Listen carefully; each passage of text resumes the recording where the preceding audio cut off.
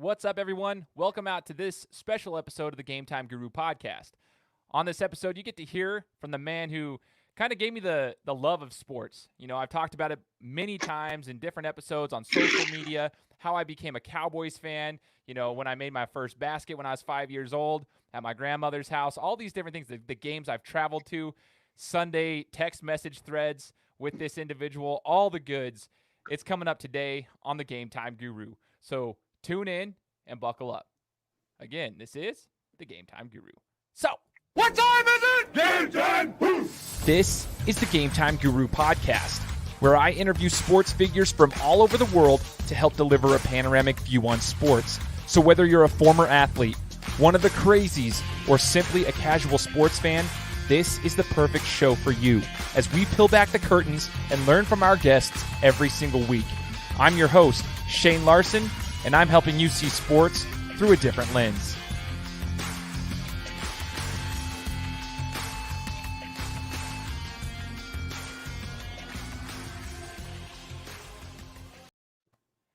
What's up, everyone? Welcome out to the Game Time Guru podcast. I am your host, Shane Larson. Actually sharing this over to my main page while we're live streaming this. First time I've done this in a while, like actually just doing an intro and everything. So I'm going to share this onto my main page. Bring it on. Will Elmer, who happens to be my uncle. He is the man, the myth, the legend, the one who gave me my start in sports. And we're going to be talking to him about like our background. We're going to talk about his background, and we're going to talk about what he does as a personal trainer over at the Fitness Garage and get to know more about what the Fitness Garage is all about. So, Will, I appreciate you actually joining me. It's been a long time coming, so thanks for letting me have you on the show. Yeah, thanks for having me, Shane. Yeah, I'm super excited. So, like I said, the intro, I mean, Will, you were the one who kind of gave me the introduction to sports. People ask me all the time, like, hey, did your parents play? Like, my mom always loved the Cowboys. It was kind of like a family team. So I always say I was bleeding blue and silver in the womb. Dad's a 49ers/Raiders fan, but never was really, like, too into it. He cheers for them and stuff. But, like, the one who was, like, a diehard was you. You put me through the misery of being a Cowboys fan for my entire life. So, first off, I got a lot of Cowboys listeners here, like Cowboys fans who listen to the show. I want to have you give us a little background to your days, because you got to experience the Cowboys in the glory days, whereas I've only seen one Super Bowl when I was 7 years old, and since then it's been nothing but pain every single week, the cold sweats every single week. Tell me a little bit more about how you became a Cowboys fan and your background there. Well, again, first of all, thanks for having me on the podcast. I've been looking forward to this for a long time. Pretty cool. Anyway, yeah, as far as like my Cowboys fandom, that was attributed to your other uncle, my older brother, Dan. It was just kind of expected that you became a Cowboys fan in the 70s. I was born in 75, and, you know, I just grew up around him watching the games and early life. And then he moved off into the military when I was like 5. But it was already ingrained in my head that I just saw that star and I was just enamored by it. And I saw Tom Landry with his hat and his fedora on the sideline, and you had Tony Dorsett, and I got a little taste of Roger Staubach when I was real little, but I don't have as many memories with him. It was more like the early 80s. Yeah, like when the 49ers came to prominence with Joe Montana and the catch with Dwight Clark. Cowboys went to like 3 straight championship games when I was a little kid. And I remember your grandma, my mom, telling me to, why are you crying? It's just a football game. And I was watching. It was the 49ers championship game, the infamous catch play that started the 49ers dynasty basically in the early 80s. But it's like I just grew an emotional attachment to it. Tony Dorsett was my favorite running back when I was a little kid. And my brother sent me from Mannheim, Germany, for Christmas one year. I got a Tony Dorsett jersey. That was my first jersey. It was not like a real jersey. It was kind of like a T-shirt, but it had the letters or his name and the numbers on it. And so I was super proud to have that. And then growing up, I just got a lot of crap going through school because the Cowboys weren't very good in the 80s. So I had to kind of, take it where people would give me crap for that. And then lo and behold, my junior and senior year of high school, I got to experience back-to-back Super Bowl championships, and it was the ultimate in your face. All the times I'd taken crap for being a Cowboys fan, the triplets, Troy Aikman, Emmitt Smith, and Michael Irvin, and you had Jay Novacek on those teams, and then the defense was amazing. You had Charles Haley and Russell Maryland, and Tony Tolbert and Norton Jr. I mean, you had all those great players on that team. And then a little bit later, you added the Deion Sanders a couple of years later, obviously to the defense. And so just being able to experience that, and then, that just really cemented my love for them, obviously. But football's always been like, it's been that bonding that you and I have shared. Obviously, you were a part of when you were little. The Cowboys were really great in those early 90s times there, and that's where kind of cemented that. Obviously, when you're little, that's like me, because the Cowboys were great in the late 70s, even though I was too young to really experience like Super Bowl 12 and stuff like that. That's where it kind of just started, and then I've just been cursed with it ever since. But I just love football in general. Obviously, being able to just the love of the game. There's something about football that just really, I don't know how to explain it. It's just you're able to just go somewhere else for that 3-4 hours on a Sunday or a Saturday, and just be able to enjoy that. And something mystical about the Cowboys, the mystique, the star, America's team, all that stuff. And then the more people kind of hate on you for it, the more you kind of don't talk about my team that way type thing. It's like, I can talk trash about my family all I want, but if you talk about my family, no, it's not happening. So, dude, oh man, as you're talking, I actually am going down memory lane in my head. So so for those listening, you're probably like thinking, if you've heard me talk before, you're like, holy crap, sounds like Shane. Because I literally have said, this is the 3 hours that you get. It doesn't matter your political affiliation, doesn't matter who you're voting for, it doesn't matter your religion, it doesn't matter your job, your income, whatever. When you go to a sporting event, or you're just watching a sporting event, for those 3 hours or whatever it may be, you're kind of there for one common goal, one common purpose. Everybody's like, typically speaking, if they're on your team, they're fans of your team, you're all friends for a minute most of the time. And then and that's just how it is. You're there to cheer your team on, and that's why I love it. It kind of gets you away from it. Football is amazing. So my first memory of the Cowboys was when I was 8, but I was too young to even know what was going on. I was actually at my own house in Boise. Mom was watching it while she was ironing the clothes, and all I remember her is cheering for Emmitt Smith, and I didn't really know much about it. As the years went by, because I was 5 years old at that time, 7 years old with Super Bowl 30, we watched it at Grandma's house.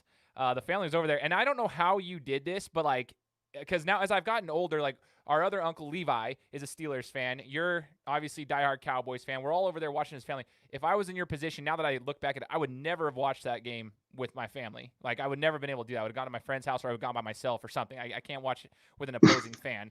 But I do remember, my memory is very, it's specific. And so I do remember you were standing behind Grandma's recliner, and there was a time in that game where it actually got pretty intense in Super Bowl 30, because it was the Cowboys should have won it, but they were allowing him to come back. Oh yeah. I wanted to say there was an onside kick of some sort. There was an onside kick the second half.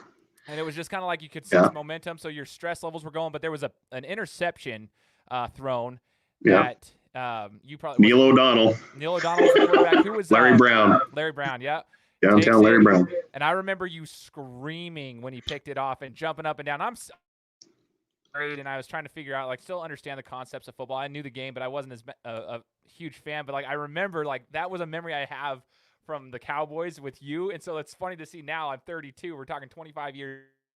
The dynamic. We talk every Sunday. It's crazy, but I just remember, because that's me. Now that I'm older, that's me screaming, jumping up and down. But I would never Super Bowl with anybody that was an opposing fan. I never would have. There's no way I would have ended up we wouldn't have had a family relationship. So how did you do it? That was mostly a testament to Levi. Levi wasn't, Levi. He's a good guy, and he's he likes the Steelers a lot, but it's not the same level. It's like when you notice somebody's that much more crazy about a team, you're like, I probably shouldn't overreact to things that are going well for my team in front of this person, especially an unhinged 17, or how old was I? 19, 20. At the time, I was 20 years old. I was 20. Oh my gosh, it's been 25 years since Dallas has been in the Super Bowl. That blows my mind. I took it for granted. They were in those. They won 3 out of 4. That was the 3rd out of the 4th time. And they probably, honest to goodness, if the 49ers would have beaten the Packers in the divisional playoffs, they should. The 49ers were still the better team. Cowboys got the Packers, and the Packers weren't quite ready yet. The Packers went to the Super Bowl the next year with Brett Favre and and beat the Patriots in that one. But Dallas kind of lucked out that they didn't, because they did not match up well with that 49ers team of that 94, 95, those 2 years there.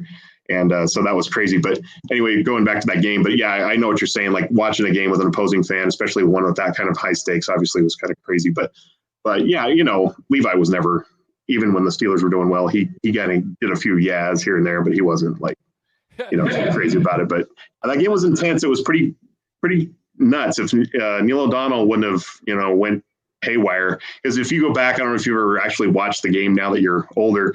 It's fun to go back and watch old games now just to get a different perspective. During quarantine, when I first hit, I was spending so much time on YouTube watching vintage Cowboys, like way back. And I love it, even with the commercials. Like you'd see the old school beer commercials and car commercials, and it was just funny to watch those just for nostalgia purposes. But watching, if you go back and watch that game, Neil O'Donnell straight up, it's like almost like, people would joke that he was paid to throw that game, because he literally threw it straight to Larry Brown. No one was there. It's like miscommunication with his receiver or something, but he did it twice, not once, twice. He threw 2 picks, and that sealed the deal in that game. So, but yeah, that was a tense Super Bowl, and that was Bill Cowher, and like he was still kind of the young up and comer coach, and the Steelers played their butt off in that game, and it was pretty close until the end there. But yeah, I get what you're saying, like remembering those moments. Like that's when I was a little kid. My older brother Danny would throw fits when Dallas would not do well. He'd punch a hole in the wall or do something crazy where Mom would just lose it because he was just throwing a tantrum.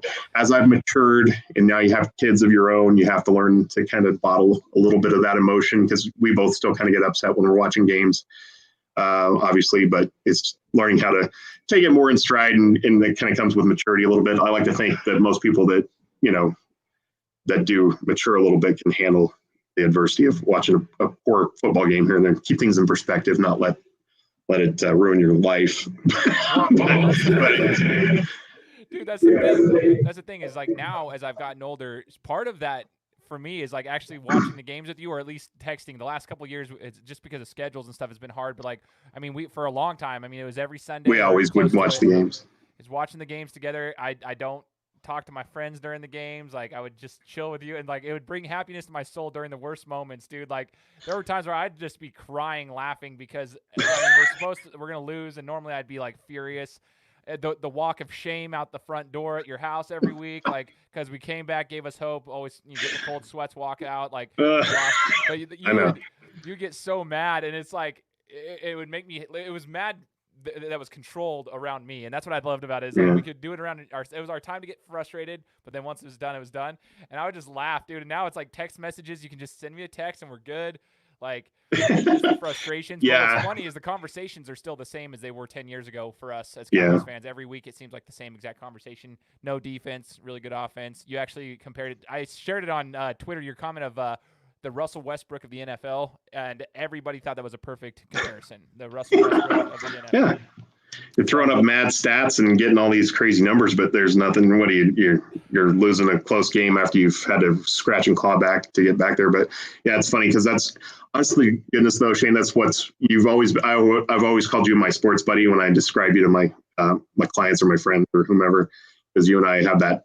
It's kind of that unique bond that keeps us together after all these years that I don't share with anybody else, from that standpoint of like that sports fandom. We know each other's pain because we invest so heavily into a team that we really love, and have kind of the same, not quite the same level. I don't know about you. I can't speak for that, but like being a Boise State fan too, obviously it hurts, but there's something about the Cowboys it's like, that's where it's like, that's the ultimate there. I would, you know what I mean? It's like, that's where the pain is really shared at that level, because we just know what it's like to go through that. And I don't want to sound like a miserable fan, because they're like, we joke about that. I say, hey, dude, it could be worse. Like, you could have grown up being a Jets fan or something where you never really got to experience. I mean, maybe you're a Cleveland Brown fan or something, but which I joke about, but they handed it to us this last couple weeks ago. So that's where I always felt like we've had that bond, and it's been cool. And we could be, like in the off season, we'll maybe talk to each other a little bit here and there, and then we'll start right back up in the fall, and here we go again. And, highs and lows. but it's fun and it's really great. And being able to experience the being able to go to my first and only game that I've ever been to for a Cowboys game, that was a great experience to share with you too. I don't know if you wanted to talk about that, but yeah, dude. Let's chat about some memories. 1 second, let's see, make sure it's not echoing. There we go. Let's chat about some memories on that too, because like, so for the listeners out there, Will and I have had some awesome memories. Just I'm telling you, like, I made my first basket shooting hoops. I still have the rim at my grandmother's house, shooting it with Uncle Will outside. Like, I used to play basketball out there. He'd allow me to come out there and play with him, even though I was just a little kid trying to like learn how to shoot it basket. He showed me how to shoot it granny style. It went around the rim, went in. When we were, it was right before that I wanted to say you actually had to change the rim, because that rim you had like 2 rims on there. One of them broke, and then you ended up changing it. So when we ended up getting rid of the other rim, I asked them not to let that one go because I wanted that rim, and so I still have that rim. It's cool. I just remember all the memories of playing ball. We've gone to, like, for example, Boise State basketball games. I used to go to Boise State basketball games with Will. Like, I'm talking Wednesday nights. I was in 3rd grade. We'd go to the games. Jerry Washington, Roberto Bergerson are out there. It was like the glory days, Keywan Woods, those types of days. Like, I mean, we went to the not the Fiesta, oh goodness gracious, the Humanitarian Bowl against Louisville. Then the same exact night, we go back to the school and watch Boise State get throttled by Kenyon Martin in Cincinnati for the basketball team. And it was much warmer, though. It was much warmer to go back and watch that. Yes, it was. And it was great watching a 30-point shlunking. So it was, at least we were comfortable doing it. Like, all these things, like Will took me to Portland. Here's a story for you. Let's rewind here. I'm in the 5th grade at this point. Okay, 5th grade. You guys had talked about potentially going to a Jazz Blazers game, but I didn't think that was going to happen. And back then I was like, oh, that's really cool. It'd be so awesome. But I thought, like, back then I was like, this is like astronomical to go to a game, and like there's just too many hoops to crawl through. All of a sudden I'm at school. It's one of my favorite memories of all time. My teacher tells me that my mom is on the phone, and I was super shy back then. So I was like, huh? And so I walked back there, and my teacher's teaching the class. And I'm like, hello? Hey, Jones. Great. Will's coming to pick you up. And I was super confused. I was supposed to go to the YMCA that day. I was supposed to go to the YMCA that day to go swim with my friends from the Y. And she goes, no, he's taking you to the game. I was like, he got tickets? And she's like, yeah. So I was like, oh my gosh. And so anyways, you came and picked me up from school, 5th grade. We drove down, watched the Jazz Blazers game, and then drove back the exact same night, which was one of the funniest nights of my life I can remember. But it was just one of those cool things that you did when I was in 5th grade. Like, it took me as a 5th grader. I still remember it to this day. One of my favorite memories of all time.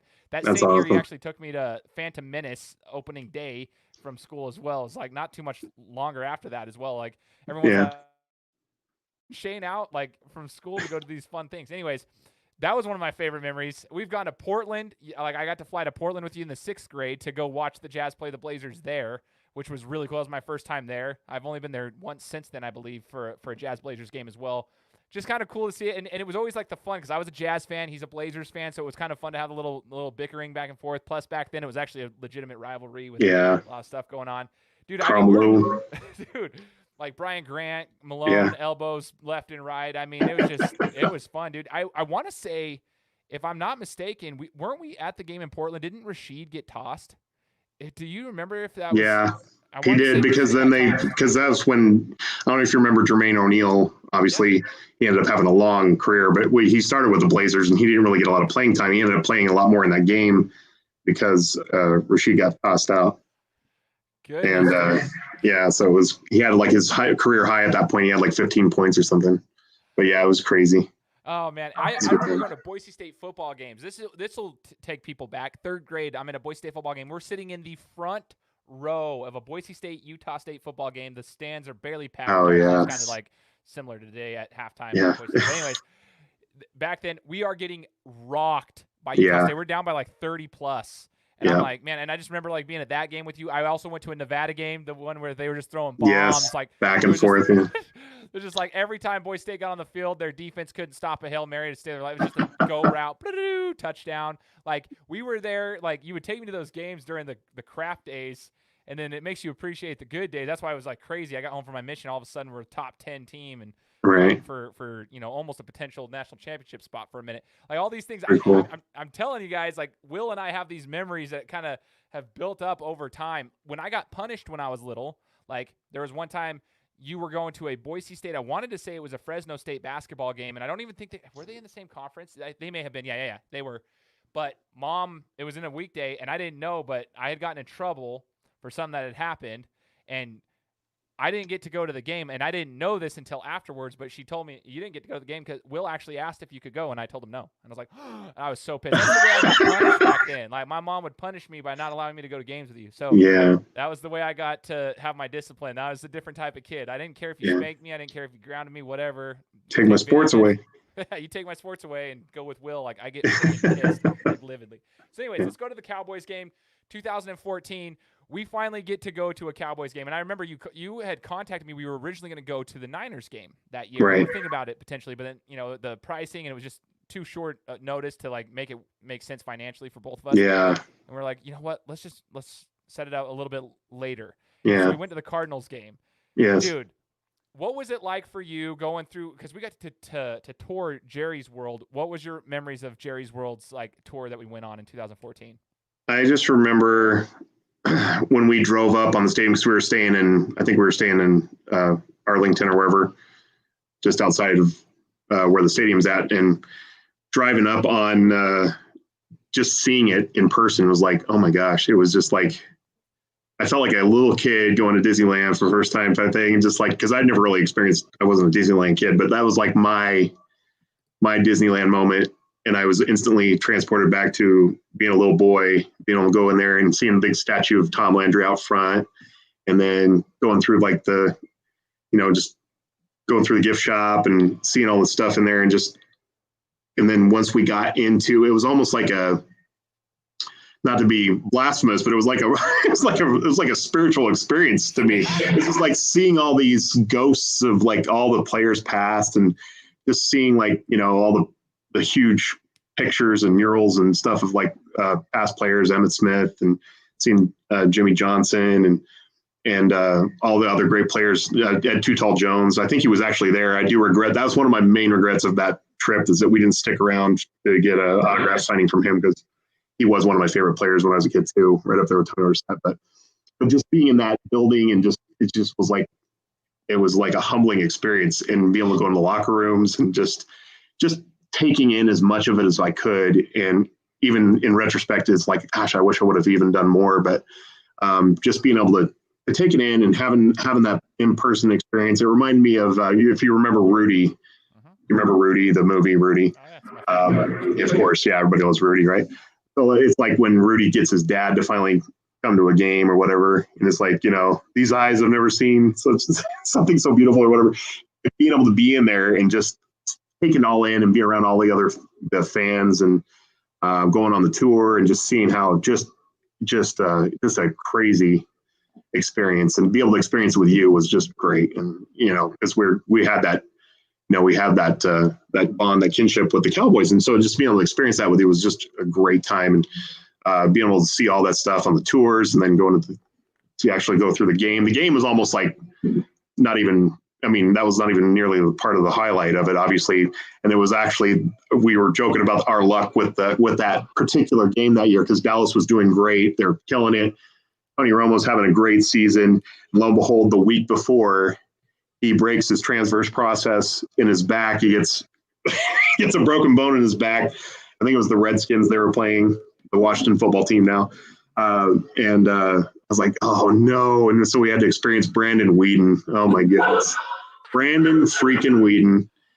And so that was, the game was kind of like, obviously they ended up losing the game, but we got to see, we got to see Larry Fitzgerald, and got to see Witten and all the other guys. It was great. DeMarco Murray at the time. And it was just a great experience, and I'll never forget it. Obviously it was awesome. And being able to see, just even like when we were walking, we parked at like a Sonic. We had to pay like $30 to park at a Sonic like 5 miles away. We ended up walking like forever. It was crazy. But then walking through all the tailgates and just seeing all the signs, and it was just great, So that was a great experience, sharing that with you just the whole time, having a great time on the flight, and staying at the hotel and eating like complete pigs.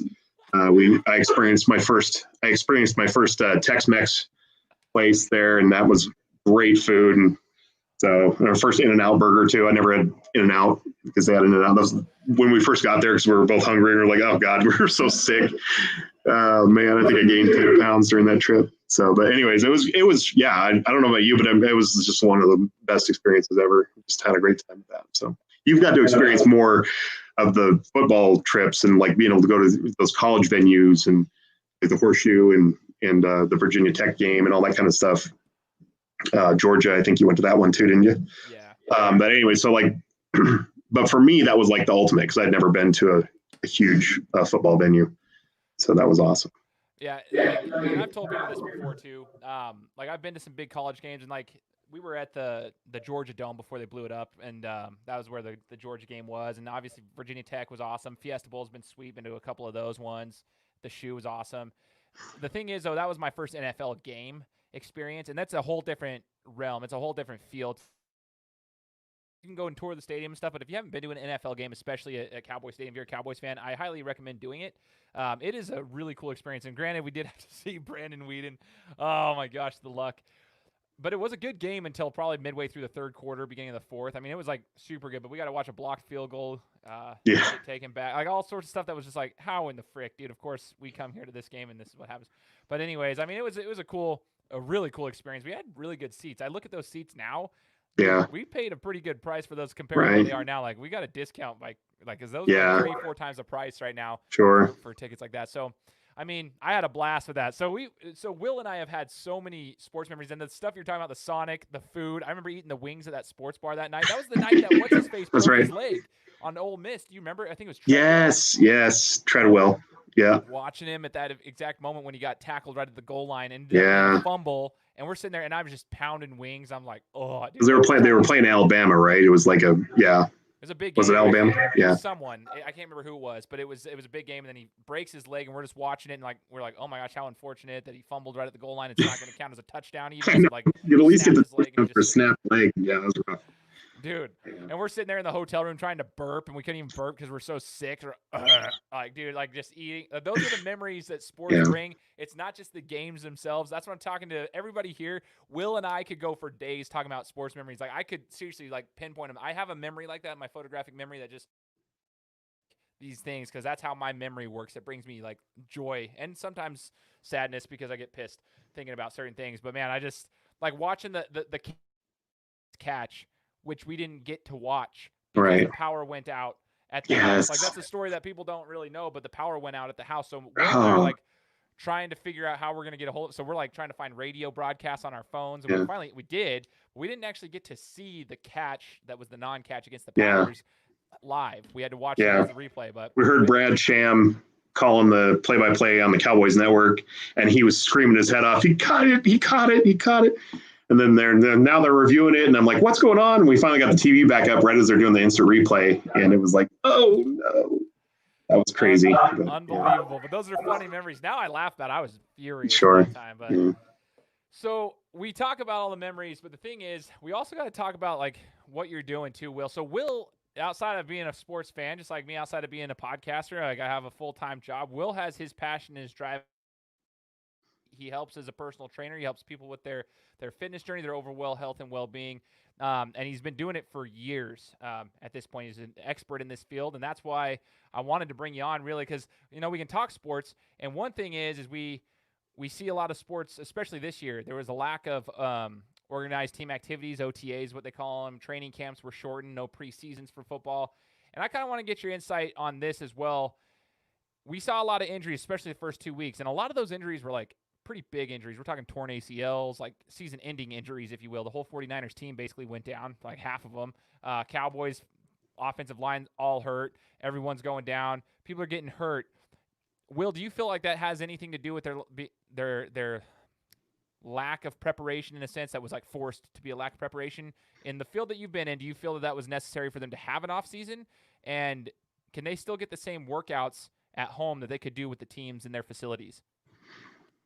Well, first of all, let me preface this with I'm not an athletic trainer from the standpoint of like dealing with, that I've trained athletes and people that have, gone into athletic competition or in the midst of like, hockey players and stuff like that. But from the standpoint of knowing how the body works with being able to do reaction, and especially when you're talking like the NFL or call it even, Division I football, just the speed at which things happen with just these phenomenal specimens of, athletes out there, just insanely fast, insanely strong.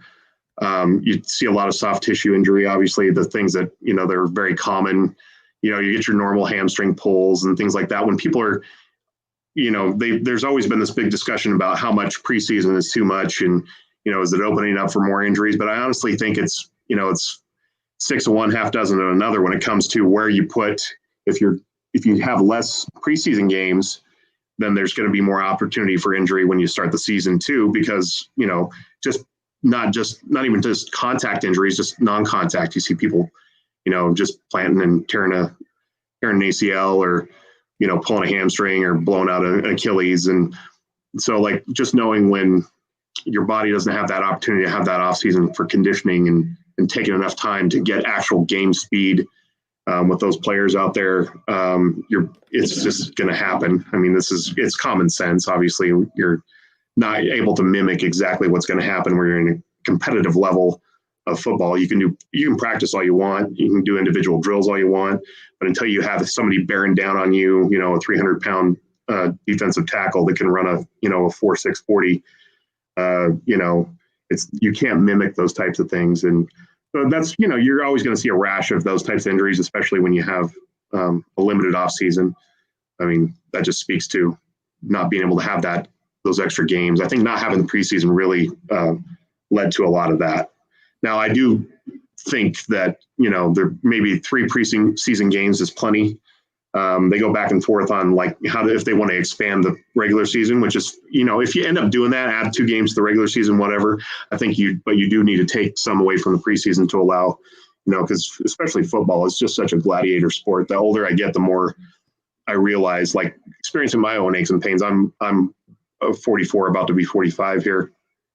Like, my knee, I've never really experienced like joint problems necessarily, but I ended up having to have a MRI on my knee. I, got, cartilage loss and torn meniscus, and, as the wear and tear on the body, and especially a sport like football where there's so much contact and collisions, and,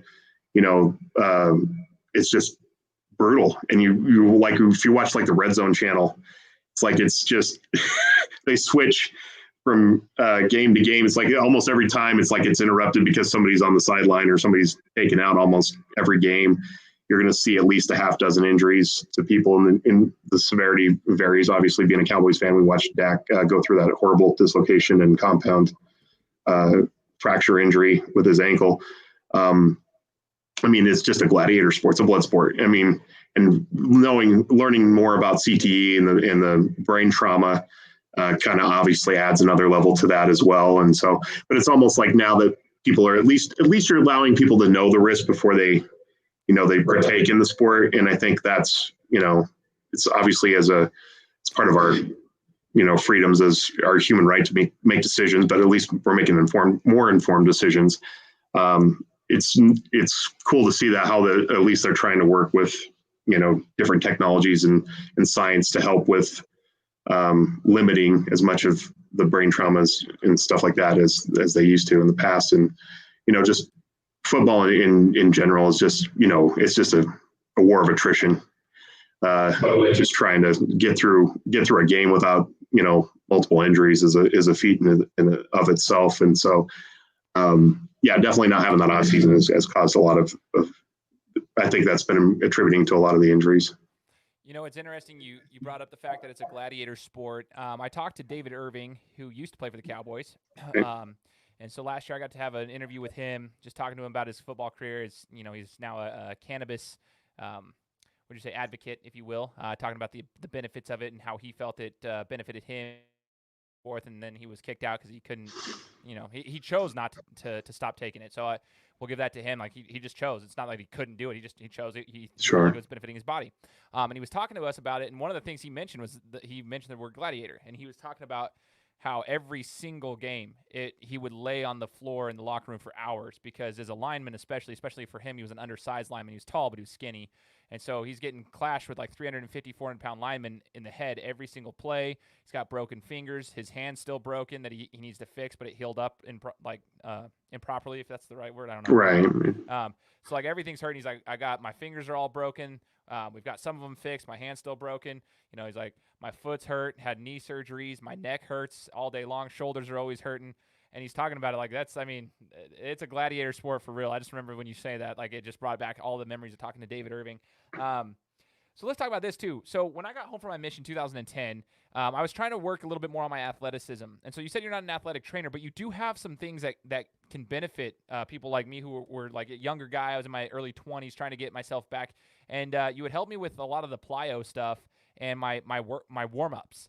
Right. And you would talk to me, like we went through a lot of the warm-up stuff. And I would like you to touch base on that and the importance of it because I want to stress this to especially even the younger guys, but going all the way up to anybody who's in their 40s, 50s, 60s, doesn't matter. The warm-up was so important. Can you touch base on what you were talking about and why that's important for people to understand the importance of warming up? Like what'd you call it? The active dynamic warm-up? Is that what I Right. Well, and that's derived from, not to take credit for that, obviously, the Parisi Speed School, which is a huge school back east for athletic training. They've taken credit for tons of athletes, world-class athletes that have gotten into the NFL and Olympics and Olympic athletes and whatnot. Being able to be a part of the Gold's Gym and Axiom during the time of getting introduced to that back in the day, because I'd always focused mostly on corrective exercise and injury prevention from the standpoint of just normal everyday people, but also taking bits and pieces. So like, don't get it twisted. Obviously, I've being 20 years in the industry, I've had a experience with athletes and whatnot, just not specifically doing training for people that are actively participating in a professional level, that sort of thing. But knowing how the body needs that, the whole encompassing aspect of flexibility and mobility with the joints. And one of the biggest things that people overlook, and it's gotten better over the years. I mean, being in the industry for as long as I have, and just prior to that, working out, my first gym membership was the old Gold's Gym off of Maple Grove and Fairview. Now I think it's a church, or it had been a church. And anyways, I mean, back then, everybody thought, the stigma was like, oh, stretching is for girls and stuff like that. But it's like, as we've, evolved as a society, when it comes to the fact that knowing from an athletic standpoint and from a physical fitness standpoint, all aspects of flexibility are important. Self-myofascial release, utilizing massage techniques, either whether they be from manual manipulation, from, getting an occasional massage from a reputable massage therapist, which I recommend to a lot of my clients that train just in between doing strength training, but doing things that you can do on your own, as far as like using foam rollers. And I teach people how to utilize those tools and breaking up your fascial tissue. The fascia is basically what holds our muscle in place. It's interwoven within the fibers of the muscle. It's a very important to be able to address flexibility before your activity, not just afterwards where you're holding static stretches. Dynamic stretching, active stretching. So basically, when I take my clients through a routine, we address the pre-workout flexibility and the post-workout flexibility. Foam rolling, doing some dynamic stretches, whether it be some calisthenic style like leg raises, or doing like the world's greatest stretch, which I think I showed you, which was basically a walking lunge with choreography where you're twisting and basically just taking your body through full ranges of motion so that you're ready to attack whatever activity you're doing. So like whether you're just doing you're a weekend warrior, you want to go pick up basketball, or you want to do, rec league soccer, indoor soccer, whatever. I deal with a lot of my clients that, go from maybe like a desk job, or especially now, obviously things have changed during pre and during pandemic, with people being, kind of couch potatoes and then going to do something athletic coming out of their hibernation. If you don't take that time to transition, and especially the older you get, your muscles become much less pliable, and your connective tissue, your ligaments and tendons they don't get nearly the blood flow that your muscles do. And so spending that time to make your muscles more pliable, so you put less pressure in trauma on your connective tissue is totally essential. And no matter what you're doing, whether you're just trying to work out to stay in shape or get in shape, or if you're trying to maintain a certain level of athletic ability, for anybody that likes to do, participate in like a CrossFit or do, maybe they like to do some marathons or do half marathons or whatever they do, it's important. Flexibility is a huge aspect of that. Corrective exercise is huge. Postural analysis. So I've always made it a point with my clients to address that as part of their fitness. It's not just about losing, yes, everybody wants to look good and feel good, but you have to address that flexibility and your postural alignment. So if we're not getting to the point where we're learning how to deactivate those overactive muscles or the over tense muscles, and then lengthening those, and then activating the weaker muscles when we address our fitness training, we're going to continue to perpetuate an injury cycle that's going to cause problems for you, whether it's compensatory movements where you like for sure, like with me, like I've had a nagging issue with my feet. I have kind of low arches, flat feet, if you will. My left foot, I've always dealt with like plantar fasciitis and stuff like that. So I can almost guarantee you the issues I've dealt with my right knee are attributed to favoring that side because of that. So, Dr. Hill, myself, practice what you preach, address that with what you're doing. So that's kind of a long-winded answer, but I basically like the importance of that pre-workout flexibility is always there. So like anybody that's trained with me or knows that we spend that time at the beginning of every workout. We at least go through some of our dynamic stretches and get our bodies basically just movement preparation. And then, I can guarantee you, if you introduce that to any routine you're doing, you're going to feel way better. Any activity that you do, like someone's going to go pick up basketball. Hey, bust out some pre-workout stretches. Who cares if people think you look silly, while you're sitting there doing your Jane Fonda workout before you go out there. But, it's all part of, just understanding how your body works and knowing, being in tune with it, knowing where you're tight. I like to make people aware of like areas that are need to be addressed with them. So like being able to see it from the outside and watching them do movements.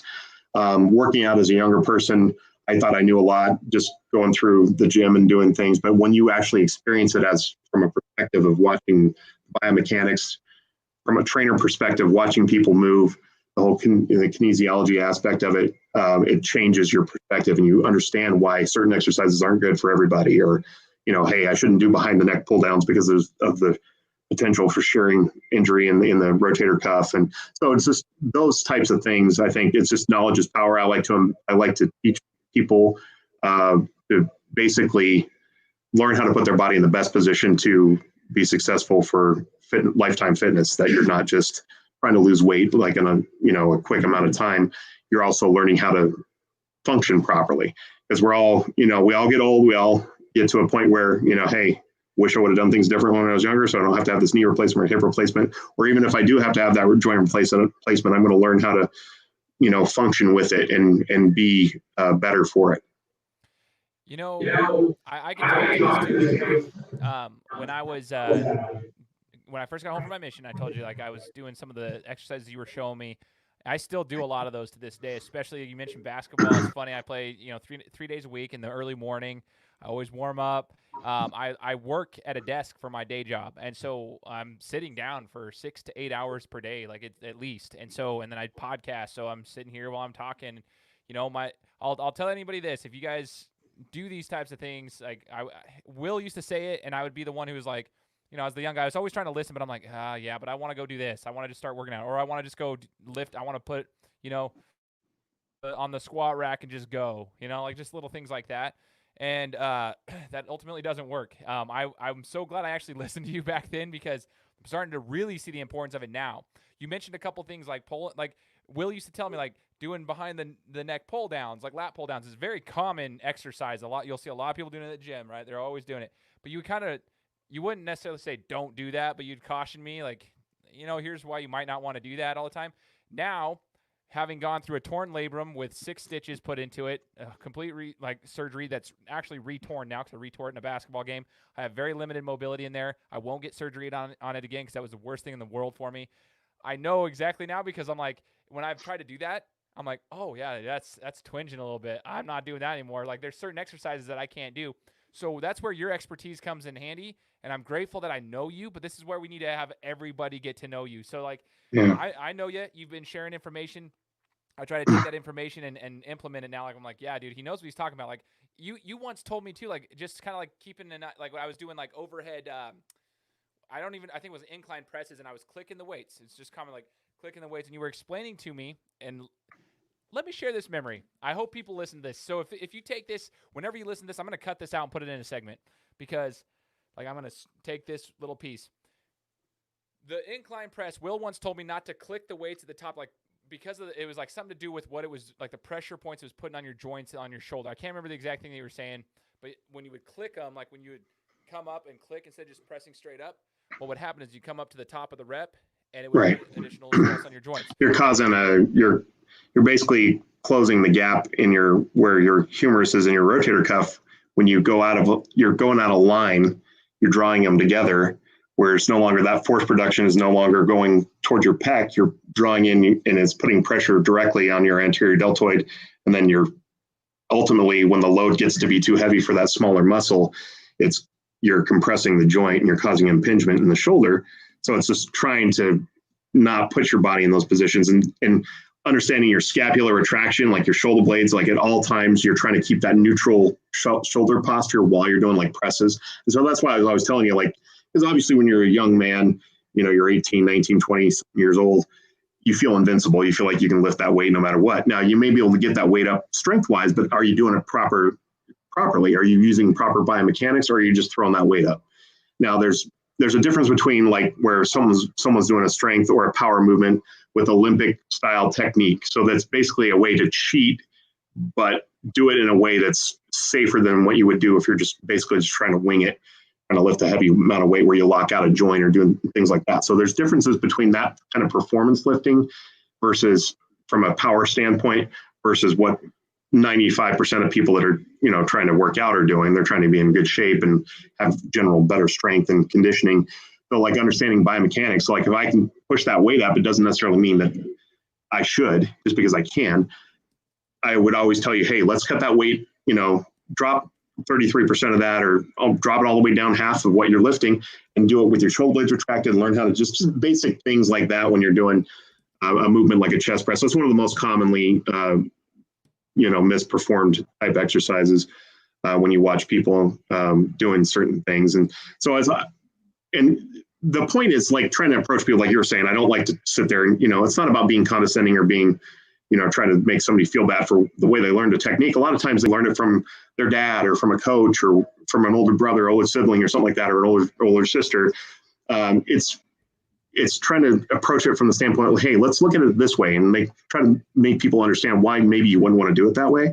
So I try to empower people that way with education within that. And so like with my clients, they get that experience where I show them and I say, hey, I try to get them to demonstrate. It's like when we do I'll do an assessment typically when I start with a brand new person, or I'll go back and reassess somebody that I've already kind of trained and see how much they retained at that point and see how they demonstrate those basic fundamental movements and see if they've learned how to put their body in a safer position.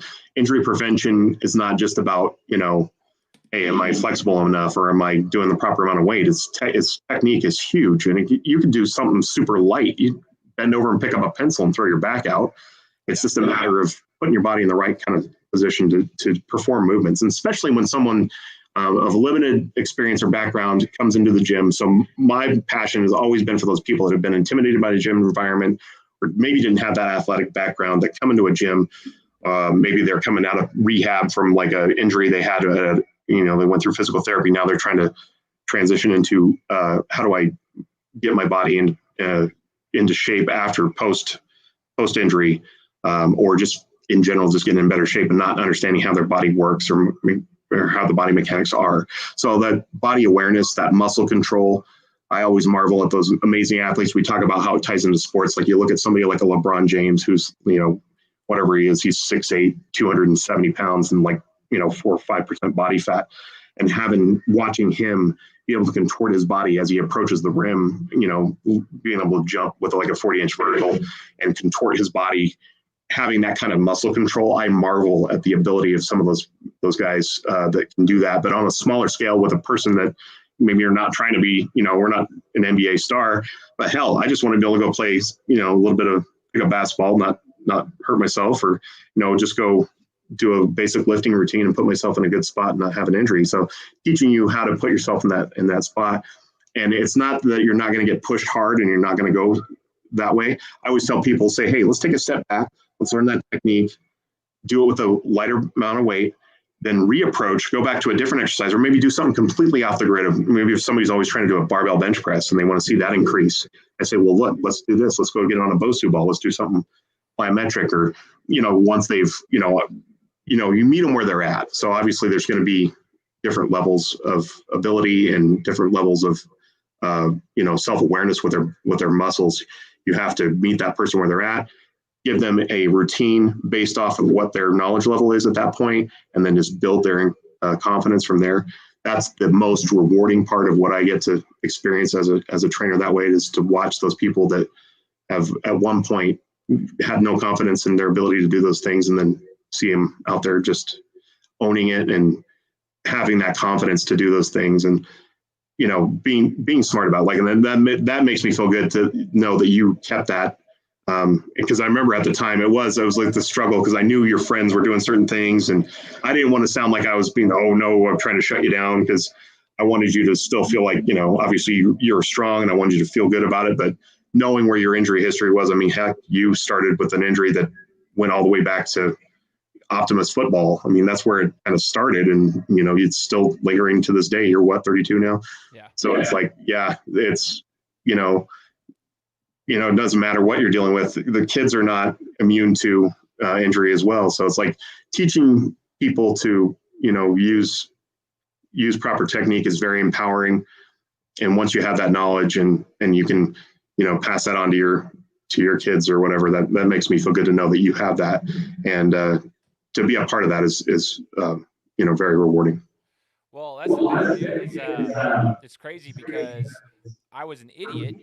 And I always joke around this. The way I tore my shoulder, I've always been apprehensive about doing shoulder presses and like incline presses because of what you had told me. I'm like, gosh, so when I'm doing really heavier weights, when I used to, I don't lift heavy anymore at all, period. But like I'd be like throwing up 90 pounders when I was really strong. I'm doing incline presses for sets of 4 and 5. I'm like, yeah, and then trying not to drop the weights because you tell me to stop dropping the weights on the so I'd always try to like set them on my knees and be all. But here's the thing: is one day I'm doing 60 pounders, right, and I'm being an idiot, and I'm clicking them at the top, and that wasn't what necessarily hurt it, but my shoulders were getting tired. I could feel it. I'm like, I shouldn't be doing this, and then I made the mistake of just switching my nose, and that small movement, because my shoulders were so fatigued, the weight wasn't in the right places. Now, I will agree with you on that. You were being an idiot trying to scratch your nose with your arms. It was 60 pounds in your.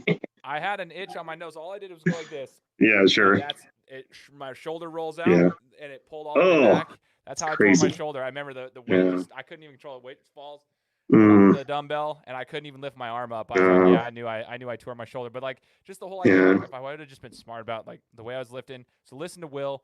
He knows what he's talking about. I've done it multiple times. I've listened to him and I've not listened to him, and I've regretted not listening to him when it came down to it. So here's the deal. So Will, you got all the experience, man.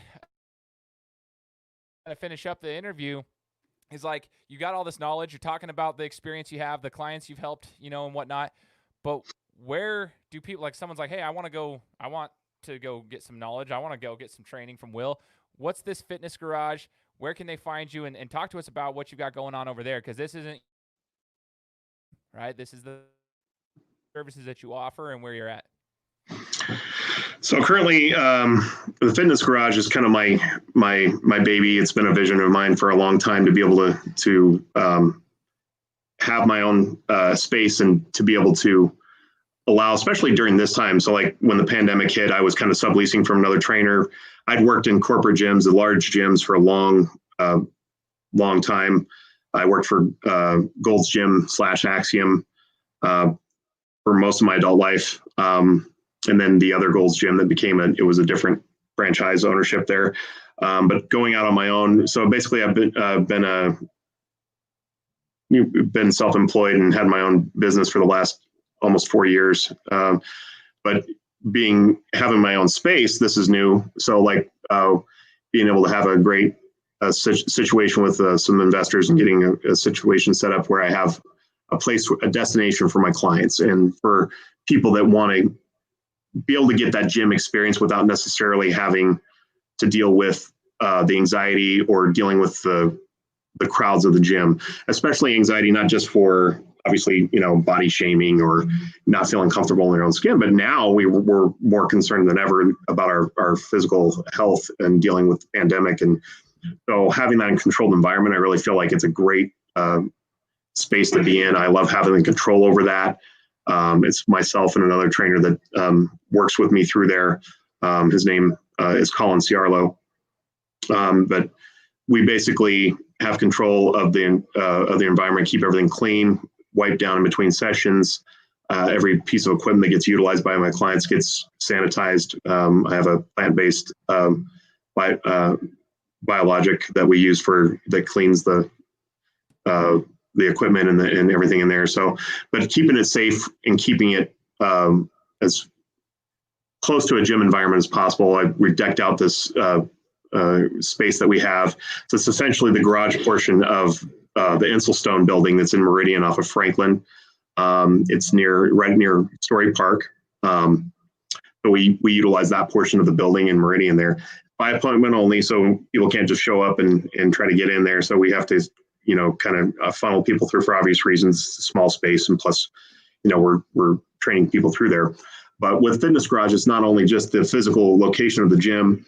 The other part of the pandemic experience is it's been a blessing in disguise from the standpoint of doing online coaching has been a big part of my business going forward.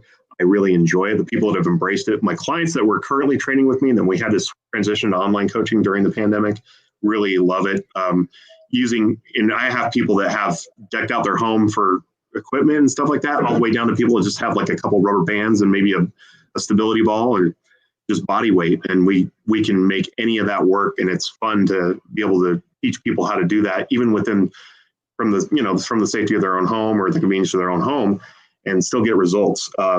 But coming to that physical location, basically we have to set up an appointment with me. I have a website in the works right now. It's not completely finished, but it's going to be released here within the next week or two. So I'll have that as a destination as well. So currently I have an Instagram page, and Shane, you can share that information there. I don't have that in front of me right now with my address and all that stuff, but having that in there, people can call me, text me, email me to set up an appointment. We go through a complimentary fitness assessment. We can either do that via Zoom, or we can actually do it in person, preferably in person, because we can actually we'll do everything as far as like a postural analysis and risk assessment. And that way I can design a routine based off those people's individual needs and based on their goals. And so helping people come up with a smart individualized goal, making it easy to follow plan that they can follow through with. I have a fitness nutrition specialist also. So I'm not a nutritionist or a dietitian, but I have worked closely with dietitians over the years. I have constructed menu plans for the last 20 years with my clients. And so basically giving you something that's, saying it's easy to follow would be a, kind of a half truth at that standpoint, because when people are trying to change a lifestyle like that, it can be a challenge. But that's why I try to bridge that gap, give you that accountability, that motivation. But we set up your nutrition plan, get you a nice routine that you can follow either at home or in the gym. If you are still going to a gym, people that use me for destination training, I see, there's people that come up to me multiples 2-3 times a week. We can set up there's different plans for every type of person, have a lot of different options. So it's best to just find what that person's looking for, see what their availability is, and decide what's the best path for them. Thank you for posting that. So that's my Instagram. I'm on Facebook. It's at the.fitness.garage.2020. That's my Facebook address as well. But you can message me directly through there. My email is willelmer2231@gmail. That's another way to get a hold of me. And it's Will Elmer. So that's my full name, just all lowercase. 2231@gmail. Does 2231 have any Cowboys reference to it? Yes, it does. What is the Funny you should ask that. So those numbers have a significance to me. So 22 obviously is Emmitt Smith, one of my favorite all-time Dallas Cowboys. And 31 at the time when I set that as my user was for Roy Williams, who used to play safety for the Dallas Cowboys. He still has a special spot in my heart because when he came into the league, he tore it up for those first couple of years until they figured out he couldn't cover deep coverages. And I remember the specific game that actually exposed him. But he was a great, all kidding aside, he was a great player, awesome safety, and he was a cool player for me. So that's the significance of 2231 for me. Easy for me to say. But anyways, yeah. So I definitely am a Cowboys head. So I try not to hold that against me if you don't like the Cowboys. Obviously, I always respect everybody that has a team. As long as if they want to flip me crap, I'm totally fine with it. As long as they have a team that they like and they can take it back. So I'm okay with that.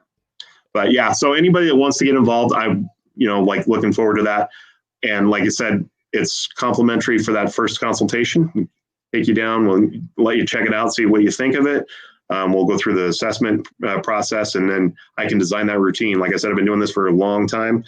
I try to make that gap close that gap from point A to point B for you as simple as possible. I meet you where you're at. I'm a real person.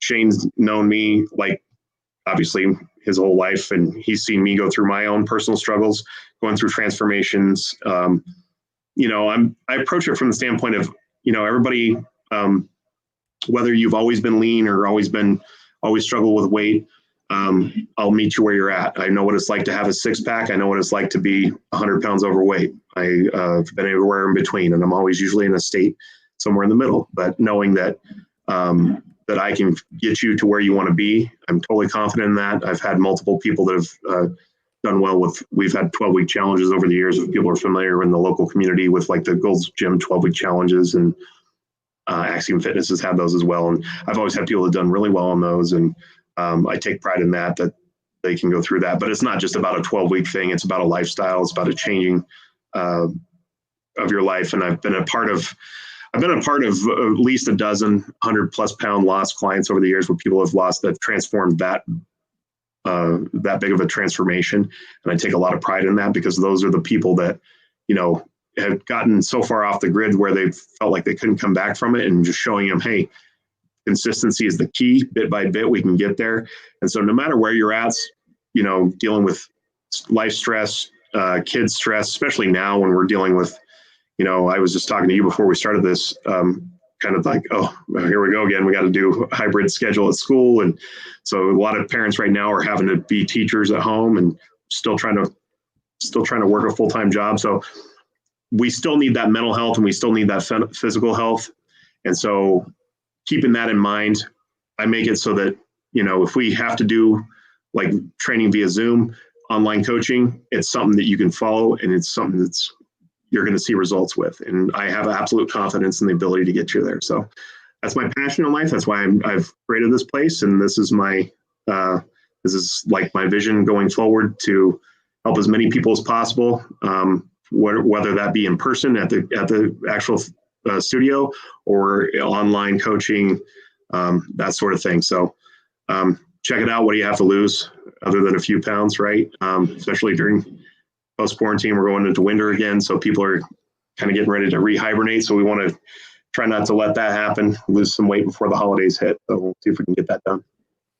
I dig it, man. And I'm just gonna tell you guys this real quick. I've said it before. When I had Bruce Buffer from the UFC on my show, I interviewed him back in February, March timeframe. I think it was March. And I said, what are you doing during the quarantine? And Bruce said, I'm staying in the best shape that I possibly can, because he's like, if I get sick, I want to be able to have the best immune system. I want my body to be in the best shape possible to potentially be able to kick. So that kind of like inspired me, because back then I was 260 pounds. I was fluffy. I didn't feel good about myself. I was in pain. My back hurt. My knees hurt. I go play basketball. I sprained my ankle, and it took me like a week and a half to recover, because like these days things don't, when I'm heavy and I'm not healthy, things were bad. When he said that, it stuck with me. It was like, dude, I need to get myself in shape, because we're in the middle of a pandemic, and if I so happen to get this illness, or any illness for that matter, I would like my body to be in the best potential shape. Not saying that there's any guarantees anywhere that you go, but if you can put your body in a better position to fight things, it's important. So I started trying to take care of my health a little bit more the last 7-8 months. And that's the same for a lot of people. I would encourage people out there. You've heard me say it before. Like Bruce Buffer's words really stuck with me. Like, get yourselves in shape. Get yourselves in a position to be healthy. Live a healthier lifestyle. That's what Will's here to do. You have experts out there like Will who can get you that. And the cool thing is, like you just said, he can adjust. He'll meet you where you're at. He'll do an analysis. He knows where you're at, and then you can adjust to your schedule. He understands that he's a parent himself. So the parents out there that are like, well, I don't have time. Well, guess what? He can find around and shift around. If you need to do online stuff, he can do that. That's the world we live in. It's the blessing, actually, of the technology that's available for you. So you can actually have that healthy lifestyle that you desire. So, again, I've had a great time talking with you. We'll probably bring you on a couple more times because this is fun. We'll talk. I'd love to talk fitness and sports and all of that. So, if you guys, I'm going to put it in the links in the descriptions of the show. This is a live stream right now, but when we put it onto Apple Podcasts, there will be a link below. So make sure to check that out to go find him and follow him on all of his social platforms and get a hold of him. Anything else you want to say about the Cowboys or anything else, Will, before we sign off? Let's go Red Rifle. We'll see how Andy Dalton can take us to the promised land here. I don't know how that's going to work out, but we'll see. But no, I've really enjoyed Shane. It's been a great time to be able to sit and talk sports a little bit with you and talk a little bit about my passion. And so hopefully, we can reach somebody out there that's looking for some help and go from there. And, hopefully maybe even comfort a few Cowboy fans out there that know our pain a little bit. So vice versa, the ones that revel in our pain. So there you go. So anyways, it's been a real treat to be able to spend time with you and reminisce a little bit. So thank you for having me on. Yeah, for sure, man. I love you, Will. You're the man, dude. I love you too, man. It's awesome, dude. So everybody out there, make sure you leave me a review on Apple Podcasts. Make sure you tune in, subscribe, because we'll be coming at you every single Friday, as we've been doing for almost 4 years now, with a new episode, with a new interview, with another guest in the sports world, someone that has some sports background. And hope you guys enjoy the interviews. Stay tuned for the next one.